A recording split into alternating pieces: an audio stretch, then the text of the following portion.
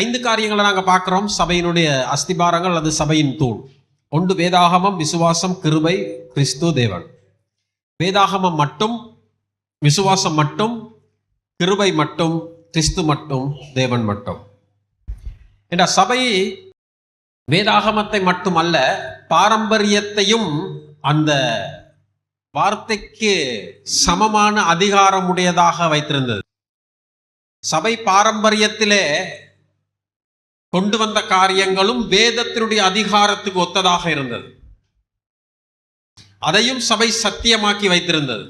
இன்னைக்கு நீங்க பார்க்கலாம், சீர்திருத்தத்துக்கு முதல் இருந்த சபை இப்படிப்பட்ட சபை. எனவே வேதத்துக்கு புறம்பான காரியங்களை சபையில் இருந்த சீர்திருத்த தலைவர்கள் என்ன செய்தாங்க? ஏற்றுக்கொள்ளவில்லை.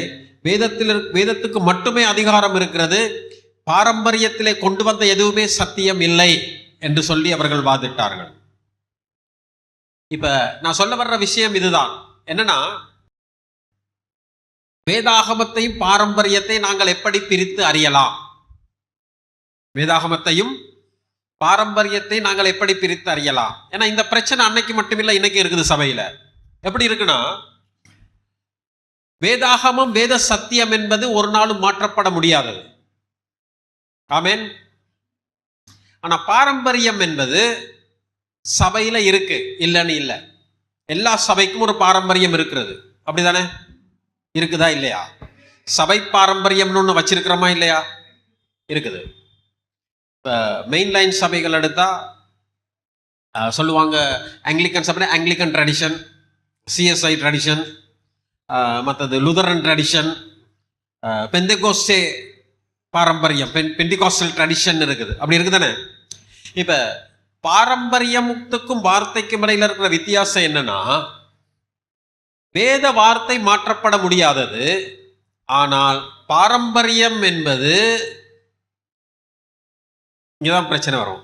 என்ன பிரச்சனை வரும்? பாரம்பரியம் என்பது மாற்றப்பட முடியாதது அல்ல. பாரம்பரியத்தை மாற்ற முடியாது என்று நாங்கள் சொல்வோம் என்று சொன்னால் அது என்ன ஆகுது? அது சத்தியமா மாறுது.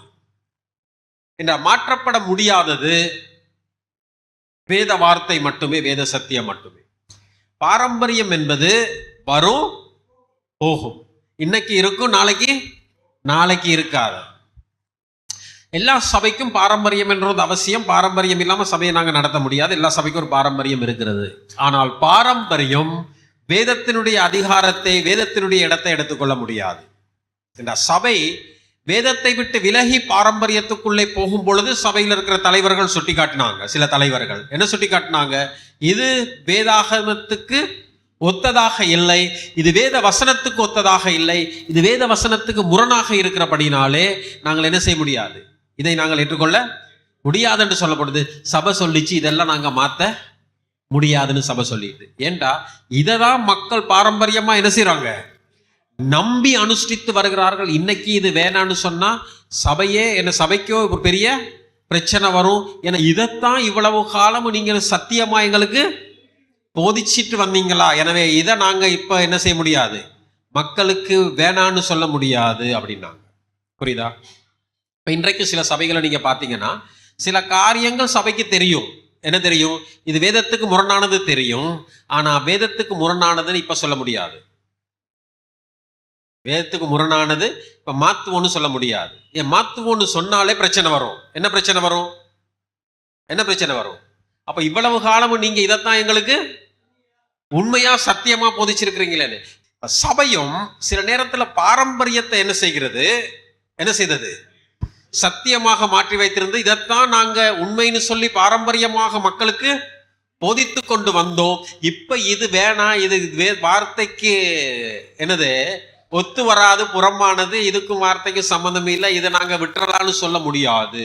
இப்படிப்பட்ட நிலை தான் சபை இருந்தது. இப்படிப்பட்ட நிலையில சபை இருந்தபடியினாலேதான் சீர்திருத்தத்தை குறித்து தலைவர்கள் பேசின பொழுது சபைக்கு சீர்திருந்த முடியல. புரியுதா உங்களுக்கு? இப்ப இருக்கிற சபையில் இருக்க எதையுமே நாங்க மாற்ற முடியாது என்றால், வேத வார்த்தைக்கு ஒத்த பாரம்பரியத்தை நாங்கள் சத்தியமாக சபையிலே வைத்திருக்கிறோம். இப்ப அதை மாத்தினா மக்கள் என்ன செய்வாங்க? தலைமைத்துவத்தையே ஒரு கை பார்த்துருவாங்க. அதனால அது அப்படியே இருக்கட்டும், நம்மால இதை மாற்றவே முடியாதுன்னு சொல்லி சபை சொன்னபடினாலதான் சபை என்ன செய்தது, வெளியில சபை பிரிய வேண்டிய ஆரம்பித்தது. எனவே சீர்திருத்தம் என்பதே சரித்திரத்தில் ஒரு பிரிவினை தான். இப்ப இன்றைக்கும் சில நேரத்தில் பிரிவினைக்கு இது ஒரு காரணமா இருக்குது. என்ன காரணம்? இன்றைக்கு சபை பிரிவினைக்கு இந்த ரெண்டு தான் காரணம். என்ன காரணம்? ஒன்று வாழ்க்கை, இன்னொன்று போதனை. எனவே சில நேரங்கள்ல வார்த்தை விட்டு சபை விலகி போகும் பொழுது மக்களை விட்டு சபை விலகி போவதையும், தேவனுடைய ராஜ்யத்தை விட்டு சபை விலகி போவதையும், அதே நேரத்திலே சபையிலே பல பிரச்சனைகளையும் பிரிவுகளும் உருவாவதை நாங்கள் காணலாம். எனவே சீர்திருத்த முடியாத அளவுக்கு சபை பாரம்பரியத்தை சத்தியமாக்கி வைத்திருந்ததுதான் அங்கே சபைக்கு வந்த பிரச்சனை. ஏனென்றால் அதற்கு பிறகு சபை உடையவை தவிர, சபை பிரிந்து போவதை தவிர வேறொரு தீர்வே சபைக்கு கிடையாது. எனவே வேதம் மட்டும்னு சொல்லும் பொழுது சபை எதையாவது மக்களுக்கு அறிமுகப்படுத்துதா இருந்தால் அது ரெண்டு காரியத்துக்கு ரெடியா இருக்கணும். ஒன்று, அது வேதத்தினுடைய அடிப்படையிலே அது ஒரு சத்தியமாக உண்மையாக இருக்கணும். அப்படி இல்லாவிட்டால் அதை நாங்க மாற்றக்கூடியதா இருக்கணும். சரிதானே? ஒன்று, நாங்கள் அறிமுகப்படுத்துகிற எந்த பாரம்பரியமோ எதுவோ ஒன்று வேதத்தினுடைய அடிப்படை உள்ளதாக இருக்க வேண்டும். திரும்பவும் சொல்றேன், அப்படி இல்லாவிட்டால் நாங்கள் ஒரு காரியத்தை சபையிலே அறிமுகப்படுத்தும் பொழுது அதை மாற்றக்கூடியதா இருக்கணும். அப்படி மாற்ற முடியாத ஒண்ணு நீங்க அறிமுகப்படுத்தினீங்கன்றா சபையிலே என்ன நடக்கும்? திரும்ப அதுவும் சத்தியமாகிரும். அதை நீங்கள் எத்தனை தலைமுறை சென்றாலும் சபையிலிருந்து அதை நீங்க என்ன செய்ய முடியாது, அதை மாற்ற முடியாது. இதனாலே தான் சீர்திருத்த தலைவர்கள் சொன்னார்கள், வேதாகமம் மட்டுமே சபையிலே உயர் அதிகாரம் கொண்டது, சுப்ரீம் அத்தாரிட்டி என்று சொல்லும் பொழுது இதற்கு கீழே தான் பாரம்பரியம், அது இது எங்களுடைய சடங்கு சம்பிரதாயம் எல்லாம் இதுக்கு கீழே தான். இதுக்கு மேல ஒரு அதிகாரமுமே, வேதாகமத்துக்கு மேல ஒரு அதிகாரமும் கிடையாது. ஆனால் சபை என்ன செய்தது? இந்த ரெண்டையும் ஒரு சமநிலையில வைத்திருந்தது. ஆனா பாரம்பரியத்தை விட்டு கொடுக்க சபையால முடியவில்லை. என பாரம்பரியமும் வேதத்திலே சத்தியமாக மாற்றப்பட்டிருந்தபடினாலே, வேதத்துக்கு ஒத்த அதிகாரம் பெற்றிருந்தபடினாலே, பல தலைமுறைகளாக இதையே சத்தியமாக போதனையாக சபை போதித்தபடினாலே சபையாலே இதை மாற்ற முடியவில்லை. எனவே சீர்திருந்த முடியவில்லை சீர்கட்ட சபைக்கு. அதான் உண்மை. எனவே இதன் அடிப்படையிலே சபை உடைவு அல்லது சபை பிரிவினை என்பது சரித்திரத்திலே தவிர்க்க முடியாததாக இருந்தது. சோலா ஸ்கிரிப்சூரா, வேதாகமம் மட்டும். பாரம்பரியமாக வந்த வேத அடிப்படையற்ற காரியங்கள் சபையிலே என்னது? சபையிலே சத்தியமாக காணப்பட்டது. எனவே பாரம்பரியத்தையும் நாங்கள் என்ன செய்யலாம்? சம்பிரதாயங்களையும் சபையிலே நாங்கள் சத்தியமாக மாற்றலாம். அப்படி சத்தியமாக மாற்ற அதன் மீது நம்பிக்கை வைக்கும் பொழுது அதுக்கு பிறகு எங்களாலே அதை மாற்ற முடியாத ஒரு நிலைக்கு அதுவும் சபையிலே ஒரு சத்தியத்துக்குள்ளே அங்கே போய்விடும் என்பதை குறித்து நாங்கள் மிகவும் அவதானமாக இருக்க வேண்டியவர்களாக இருக்கிறோம். இன்றைய கண்ணோட்டம் வேதாகமமே மக்களின் வாழ்வின் அடிப்படை. மக்களுடைய வேத அறிவு எந்த அளவுக்கு இருக்கிறது? கிறிஸ்தவத்தின் அடிப்படை போதனையை அடியில் இருந்து நுனி வரை மக்கள் அறிந்திருக்கிறார்களா? இந்த பாரம்பரியத்தை நாங்கள் இலகுவா மக்கள் மத்தியில கொண்டு போகலாம். வேதத்துல இல்லாததையும் மக்களை நாங்கள் என்ன செய்யலாம்? நம்ப வைக்கலாம். ஏன் நம்ப வைக்கலாம்? வேதத்தில் இல்லாததையும் மக்களை நம்ப வைக்கலாம். ஏன் நம்ப வைக்கலாம் என்றால் வேதத்தை குறித்த அறிவு மக்களுக்கு இல்லை. வேதத்தை குறித்த வேதத்துல மக்களை வளர்க்காம வச்சிருந்தால் நாங்க சொல்லுவதையெல்லாம் வேதம் என்று மக்களை நாங்கள் என்ன செய்யலாம்? நம்ப வைக்கலாம். சபையில இதுதான் நடந்தது. ஏனென்றால் அந்த நாட்கள்ல வேதாகமம் மக்களுடைய கையில் வேதாகமம் இருக்கவில்லை. வேதாகமம் சபையின் இடத்தில் இருந்தது. வேதாகமம் மூல மொழியில் இருந்தது. வேதாகமத்தில் என்ன எழுதப்பட்டிருக்கிறது என்பதை மக்கள் அறியாதிருந்தார்கள்.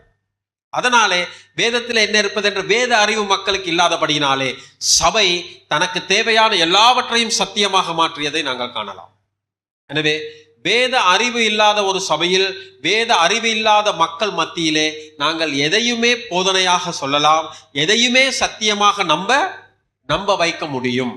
எனவே இது சபையினுடைய ஆரோக்கியமான ஒரு சபைக்கான அடையாளமே அல்ல. மக்களுக்கு வேத அறிவு இருந்தால், மக்களுடைய வேத அறிவு, அதாவது வேதாகமத்தை குறித்த அடிப்படை மக்கள் அறிவு இருந்தால் போதகர் என்ன செய்ய முடியாது? புல்பிட்டிலிருந்து தான் நினைச்சதெல்லாம் என்ன செய்ய முடியாது? சொல்லவும் முடியாது, போதிக்கவும் முடியாது. ஏனென்றால் மக்கள் எல்லாவற்றையும் அலசி ஆராய்ந்து நிதானித்து பகுத்து அறிந்து என்ன செய்வார்கள்? அறிந்து கொள்வார்கள். சில நேரங்கள்ல சபையினுடைய பரிதாபகரமான நிலைக்கு காரணம் இதுதான். என்ன பரிதாபகர நிலைக்கு காரணம்? மக்களை கூட படிக்க வச்சா என்ன செய்யலாது, அவங்கள நடத்துறது கஷ்டம். மக்கள் நல்லா வேதத்தை அறிஞ்சிட்டாங்கன்னா நீங்க நடத்த வேண்டிய அவசியம் கிடையாது. புரியுதா உங்களுக்கு? மக்கள் வேதத்தை நன்றாக அறிந்தார்கள் என்று சொன்னால் நாங்கள் நடத்த வேண்டிய அவசியம் கிடையாது. அவர்கள் சரியான பாதையிலே நடப்பார்கள். நாங்க இவங்களை நடத்தணும்னு சொல்லிக்கிட்டு போற நேரம் தான் நாங்க என்ன சொல்ல வாரோம்? இவங்களுக்கு வேத வசனம் அவசியம் இல்லை, இவங்களுக்கு வேதம் தெரிய வேண்டிய அவசியம் இல்லை. வேதம் இவங்களுக்கு தெரிஞ்சா நாங்க நடத்த இயலாது. நாங்க நடத்த இயலாதுதான். எப்படி நடத்த இயலாதுன்னா வேதத்துக்கு புறம்பா நடத்த இயலாது. எப்படி நடத்த இயலாது? வேதத்துக்கு புறம்பாக நடத்த இயலாது. வேதத்தின்படி நடத்தலாம். அடுத்தது, வசனத்தை மக்கள் அறிந்து கொள்ளும் பொழுது மக்களுக்கு எப்படி நடப்பது என்பது மக்களுக்கு தெரியும். நாங்க நடத்த வேண்டிய அவசியம். ஏன்னா கடவுள் அவர்கள் நடக்க வேண்டிய வழியை அவர்களுக்கு எழுதி வைத்திருக்கிறார். புரியுதா? எனவே முதலாவது கேள்வி, மக்கள் அடியிலிருந்து நுனி வரை வேத சத்தியத்தை அறிந்திருக்கிறார்களா, அறிந்து வைத்திருக்கிறார்களா? முதலாவது கேள்வி. அந்த அளவுக்கு மக்களை வேத சத்தியத்திலே நாங்கள் வளர்த்திருக்கிறோமா? வேதத்தினுடைய அடிப்படை சத்தியங்கள் மக்களுக்கு தெரியுமா? மக்களுக்கு வேதத்திலிருந்து எந்த கேள்வியை கேட்டாலும் மக்களுக்கு அதற்கு பதில் சொல்ல முடியுமா? மக்களுக்கு அந்த கேள்விக்கான பதில் தெரியுமா? அல்லது மக்களுக்கு அந்த கேள்விக்கான பதிலை வேதத்திலே கண்டுபிடிக்க முடியுமா? இன்றைக்கு நிறைய அடிப்படை காரியங்களை குறித்து சபை அறியாத மக்கள் அறியாத ஒரு நிலையில இருக்கிறார்கள். என்னது? தேவன் யார்? படைப்பு என்ன? கிறிஸ்து யார்? ஆவியானவர், மனிதன், பாவம், வீழ்ச்சி, மீட்பு, கிறிஸ்தவ வாழ்வு, இறுதி காலம், இதெல்லாமே கிறிஸ்தவத்தினுடைய என்னது? அடிப்படை. கிறிஸ்தவத்தினுடைய அடிப்படை. இந்த கிறிஸ்தவத்தினுடைய அடிப்படை எங்கே ஆரம்பிக்கிறது என்று சொன்னால், இது சுவிசேஷத்துல தான் முதலாவது ஆரம்பிக்குது. முதலாவது கேள்வி சபையில, சுவிசேஷம் என்பதை என்ன என்பதை மக்கள் அறிந்திருக்கிறார்களா? இதுதான் அடுத்த பிரச்சனை. சுவிசேஷத்தை மக்கள் அறிந்திருக்கிறார்களா? சுவிசேஷம் என்றால் மக்களுக்கு என்ன என்று தெரியுமா? கேள்வியாதான். சுவிசேஷம் என்பது முதலாவது எங்க ஆரம்பிக்குதுண்டா, வீழ்ச்சியுற்ற மனிதனுடைய பாவத்திலிருந்து ஆரம்பிக்கிறது. பாவத்திலிருந்து ஒரு மனிதன் விடுதலை பெறாவிட்டால் மனிதன் இதுவரைக்கும் சுவிசேஷத்தை கேட்கவே இல்லை. எனவே முதலாவது மனிதர்கள் சபைக்கு வரும் பொழுது பாவத்தை குறித்த அறிவோடு கூட மனம் திரும்பி சபைக்குள்ளே வருகிறார்கள் என்பதா கேள்வி, முதலாவது கேள்வி. ஆனா இன்றைக்கு மக்களை சபைக்குள்ளே கொண்டு வர்றதுக்கு பல வழிமுறைகளை வச்சிருக்கிறோம். அந்த வழிமுறைகள் எல்லாம் சுவிசேஷ வழிமுறைகள் கிடையாது. என்ன வழிமுறை? நீங்க தான் சொல்லணும். என்ன? சாப்பாடு கொடுக்கிறது வேற, பணம் கொடுக்கிறது வேற, என்ன மருத்துவம் செய்யறது வேற. அது மட்டுமா? கடன் பிரச்சனை தீர்க்கிறது, சுகமாக்குறது, அதுகளும் இருக்கு. என்னது? கடன் பிரச்சனை தீரும், என்னது சுகமாகிரும், வியாதியிலிருந்து விடுதலை, என்னது குடும்ப பிரச்சனையிலிருந்து விடுதலை, சூனிய கட்டுகள் இருந்து விடுதலை. இதெல்லாம் கடவுள் வரங்களாக கொடுத்திருக்கிறார் சபைக்கு. எதற்கு? தேவனுடைய வல்லமையை வெளிப்படுத்துவதற்கு. ஆனா இது எல்லாமே மனிதனை என்ன செய்ய முடியாது? ரட்சிக்க முடியாது.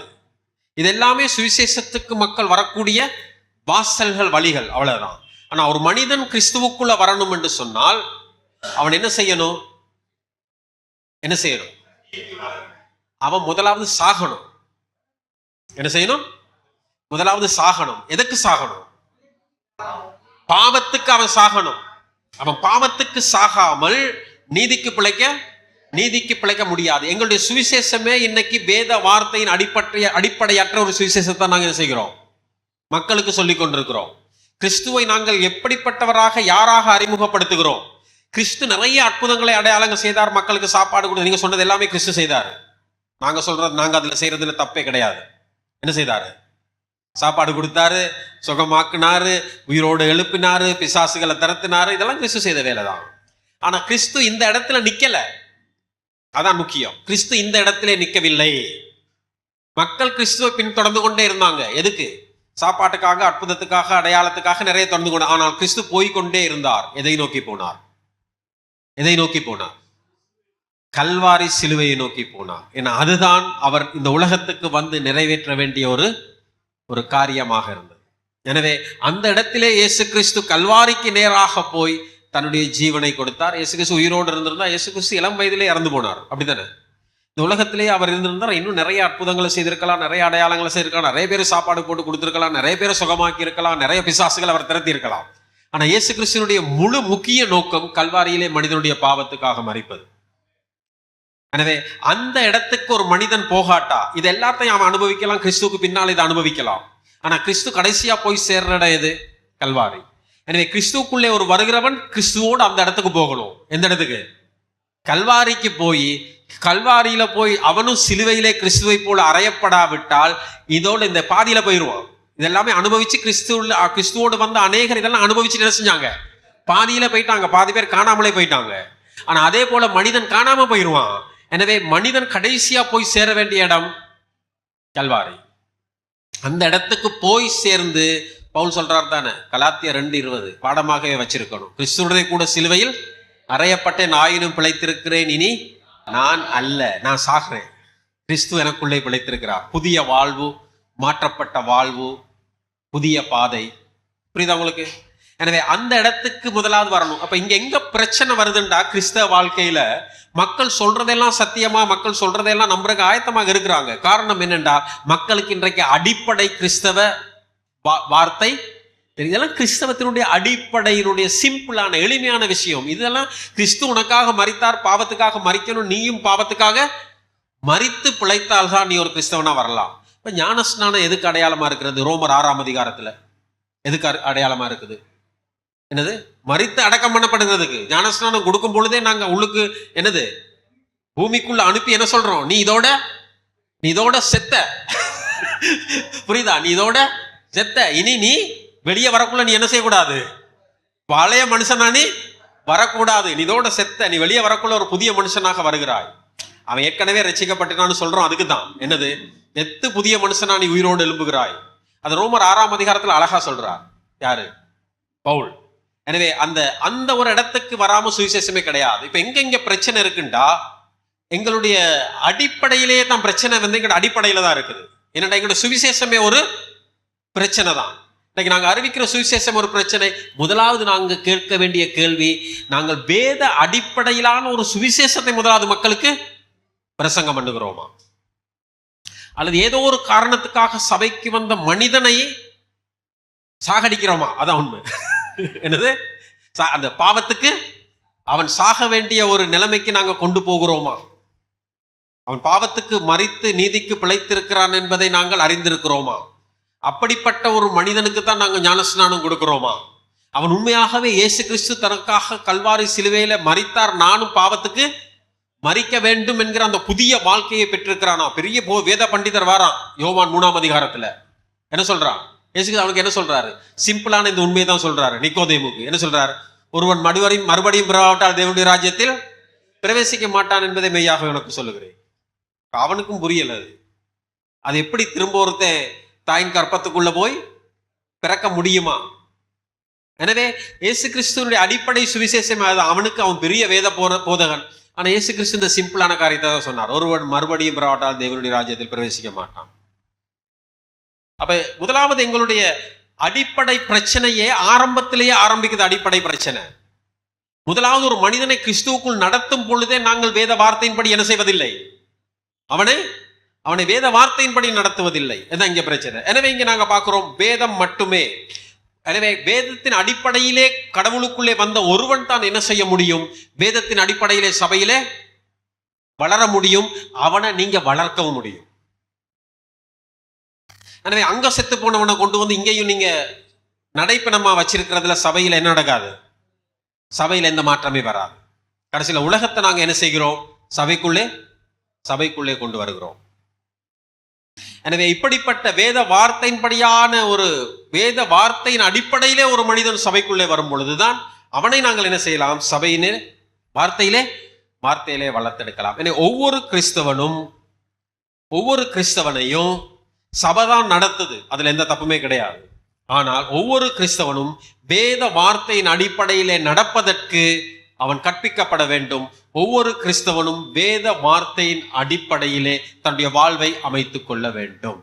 எனவே இந்த சீர்திருத்தம் வேதம் மட்டுமே என்ற வார்த்தை வந்ததுக்கான காரணம் என்னென்றால், மக்களுக்கு வேதமே தெரியாது. சபை சொல்வதை தான் மக்கள் என்ன செய்தார்கள்? வேதமாக நம்பினார்கள். இப்படிப்பட்ட மக்களுக்கு நீங்க எதையும் போதிக்கலாம். இன்னைக்கு ஒன்று போதிக்கலாம், நாளைக்கு ஒன்று போதிக்கலாம், அதுக்கு பிறகு வேற ஒன்று போதிக்கலாம். இன்னைக்கு நேத்து போதிச்சது தப்புன்னு சொல்லி அடுத்த நாளைக்கு இன்னொன்னு போதிக்கலாம். எனக்கு தெரிந்த ஒரு பெரிய சபை எங்க மாநிலத்தில் வேறொரு மாநிலத்தில் இருக்கிற சபை, பல போதகர்மார், பல வருஷங்கள் இருந்த சபை, பல அனுபவமிக்க போதகர், பெரிய தலைவர், எல்லாமே உச்சகட்டத்தில் இருக்கிற சிலர். ஆனா அவர்கள் சபைக்கு கொண்டு வந்து போதிக்கிற, சபைக்குள்ளே கொண்டு வந்து விடுகிற மக்களை நாங்க பார்க்கும் பொழுது, இந்த போதகர்மாருக்கும் இந்த சபையினுடைய வேத அறிவு என்னன்றதை நாங்க என்ன செய்ய வேண்டியிருக்கு? கேள்வி கேட்க வேண்டியிருக்கிறது. ஏனென்றால் மக்கள் வேத அறிவு இல்லாத வரைக்கும் யாரை கொண்டு வந்து நீங்க என்ன செய்யலாம்? சபையில எதையும் போதிக்கலாம். கைத்தட்டுனா கைத்தட்டுவாங்க, சிரினா சிரிப்பாங்க, கீழே விழுந்து உருளுனா உருளுவாங்க. புரியுதா உங்களுக்கு? ஏன்னா வேத அறிவில்லாத சபையிலே இன்றைக்கு ஒன்றை போதிக்கலாம், நாளைக்கு ஒன்றை போதிக்கலாம். இன்னைக்கு ஒரு போதகரை கொண்டாடலாம், அதுக்கு மாற்றமா போதிக்கிற இன்னொருவரை என்ன செய்யலாம்? நாளைக்கு கொண்டு வந்து போதிக்கலாம். இவர் சொன்னது பிள்ளைன்றுவார், அவர் சொன்னது அதுக்கு பிறகு என்ன செய்வாரு? அதுக்கு பிறகு அவர் சொல்வார், இவர் சொன்னது பிள்ளை, நான் சொன்னது சரிம்பாரு. துபாயிலிருந்து வந்த ஒரு என்னுடைய சபையை சேர்ந்த ஒரு சகோதரன், அவர் துபாயில இருந்து வேலை செய்துட்டு இப்ப இலங்கையில வந்திருக்கிறார். அவர் சொல்றாரு, ஒரு நாளைக்கு ஒரு போதகர் வருவாராம், துபாய்க்கு வந்து சொல்வாராம், கிறிஸ்தவ வாழ்க்கையில நீ வெற்றிகரமாக வாழ வேண்டும் என்று சொன்னால் நீ அந்நிய பாஷை கட்டாயமாக பேசியே தீர வேண்டும், ஆவியின் அபிஷேகத்தை பெற்றிருக்க வேண்டும் அப்படின்ட்டு அவர் போயிடுவாராம். அடுத்த நாள் இன்னொருத்தர் வருவாராம், அவர் சொல்வாராம், 40 நாள் உபவாசம் இருந்து ஜபிச்சாதான் நீ கிறிஸ்தவ வாழ்க்கையில் என்ன செய்யலாம், வல்லமையாக நீ செயல்படலாம்னு சொல்லி அப்படி போயிடுவாராம். அடுத்த நாள் இன்னொருவர் வருவாராம், உபவாசம் பண்றதுல வேலை இல்லை, ஆவியின் அபிஷேகத்துல வேலை இல்லை, வார்த்தையிலே நீ ஊன்றி கால் ஊன்றி என்று நீ வளர்ந்து வார்த்தையிலே நீ ஜொலித்தால் தான் வெற்றிகரமான கிறிஸ்தவ வாழ்க்கை அப்படின்னு அவர் போயிடுவாராம். புரியுதா உங்களுக்கு? இப்படி ஒவ்வொரு நாள் வந்து வெற்றிகரமான கிறிஸ்தவ வாழ்க்கைக்கு ஒருத்தர் வந்து உபவாசம் தான் வழி, ஒருவர் 4 மணிக்கு எழும்பி ஜெபம் பண்ணா தான் வழி, இன்னொருத்தர் வந்து என்ன அந்நிய பாஷை பேசின அபிஷேகம் பெற்றாதான் வழி. இப்படி ஒவ்வொருத்தர் வந்து கடைசியில் மக்கள் எல்லாத்திலும் குழம்பி கடைசியில் நான் ஒரு வெற்றிகரமான கிறிஸ்தவனாக வாழ்றதுக்கு நான் என்ன பண்ணணும்? ஏன்னா நேற்று அவர் ஒன்று சொல்லிட்டு போறாரு, இன்னைக்கு வந்து இவர் ஒன்று சொல்றாரு, நாளைக்கு இன்னொருத்தர் வந்து சொல்றாரு. கடைசியில் இதுல நான் என்னது எதை செய்வதுன்னு சொல்லி மக்கள் குழம்பி போய் இருக்கிறாங்க. புரியுதா உங்களுக்கு? எனவே என்னுடைய அட்வைஸ் இது, சபையினுடைய தலைவர் நல்ல ஒரு வேத போதகனா இருக்கணும். சபையை நடத்துகிறவர் ஒரு போதகராக, நல்ல ஒரு போதகராக இருக்க வேண்டும். தன்னுடைய மந்தையை நல்ல போஷிக்கிறவராக இருக்கணும். அடுத்த சபையிலே கொண்டு வந்து விடுகிறவரை அவர் எப்படிப்பட்ட போதகர், எதை போதிப்பார் என்பதை சரியான விதத்திலே அறிந்திருக்கிறவராக இருக்கணும். இப்ப நமக்கு ஒன்றும் தெரியாது, இதுதான் பிரச்சனை. இன்னைக்கு சபையில இருக்க பிரச்சனை தான். ஏன்னா எனக்கு ஒண்ணுமே தெரியாது, அதனால அதை யாரையாவது கொண்டு வந்து என்ன செய்யணும்? மக்களுக்கு போதிக்க விடணும். அப்படி பெரிய வாசலை திறந்து வர்ற எல்லாரையும் என்ன செய்யுங்க? மந்தைய போசிங்க. அவன் என்னத்தை கொண்டு வந்து போசிக்கிறான்னு நமக்கே தெரியாது. அவங்க ஆமையும் போடுவாங்க, இவரும் சேர்ந்து என்ன செய்யுது, நாமேன்னுக்கிட்டு போவார். இப்படியே வண்டி ஓடிக்கிட்டே இருக்கும், சபை இப்படியே போய்கிட்டே இருக்கும். கடைசியில் மக்கள் எந்த நிலையில இருக்கிறாங்க, எதை நம்புகிறார்கள், வாழ்க்கை என்பது என்ன, கிறிஸ்தவ வாழ்க்கை என்பது என்ன, நாங்க எங்க நிற்கிறோம், எங்க போகிறோம் என்பது யாருக்குமே வேதம் மட்டுமே என்று சொல்லும் பொழுது முதலாவது அறிய வேண்டியது, சபை மக்களுக்கு வேதத்தை அடிமுதல் நுனிவரை என்ன செய்ய வேண்டும்? கற்றுக் கொடுக்க வேண்டியதாக இருக்கிறது.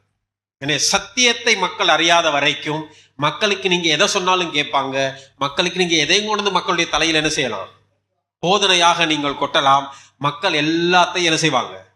மக்கள் எல்லாத்தையும் நம்புவாங்க. இன்னைக்கு சொல்றதையும் நம்புவாங்க, நாளைக்கு நீங்க வேற ஒன்று சொன்னா மக்கள் அதையும் நம்புவார்கள். எனவே வேதம் மட்டுமே, அந்த வேதம் மட்டுமே என்று சொல்லும் பொழுது மக்கள் வேதத்தினுடைய அடிப்படை சத்தியத்தை கட்டாயமாக அறிந்திருக்க வேண்டியது அவசியம். அடி முதல் நுனி வரைக்கும் வேதத்திலே இருக்கிற அனைத்தையும் மக்கள் அறிந்திருக்க வேண்டியது அவசியமாக இருக்கிறது.